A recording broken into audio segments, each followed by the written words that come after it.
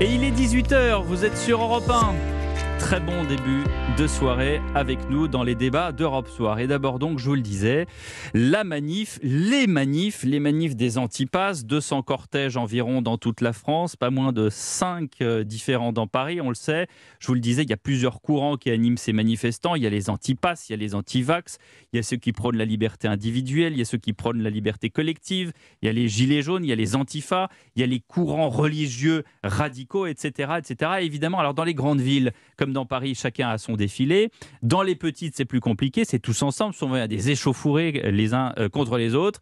Alors, on va aller tout de suite au cœur de ces manifestations avec notre envoyé spécial, Zoé Pallier. Vous vous trouvez du côté de Bastille, à Paris. À quoi ressemblait le cortège que vous avez suivi ? Eh bien écoutez Pierre, c'était très varié, vous l'avez dit, de tous les âges, de toutes les classes sociales. Alors là, on est vraiment à la toute fin de la manifestation. Il ne reste plus que quelques dizaines d'irréductibles autour des marches de l'Opéra Bastille. Le cortège arrivait ici vers 16h30, puis dispersé dans le calme. Après une après-midi à défiler avec toujours les mêmes slogans depuis maintenant 2 mois. Le mot liberté sur toutes les lèvres, sur toutes les pancartes. Alors moi je n'ai croisé que des habitués, aucun qui venait ici pour la première fois. Émilie par exemple, c'est sa 5e semaine de manifestation.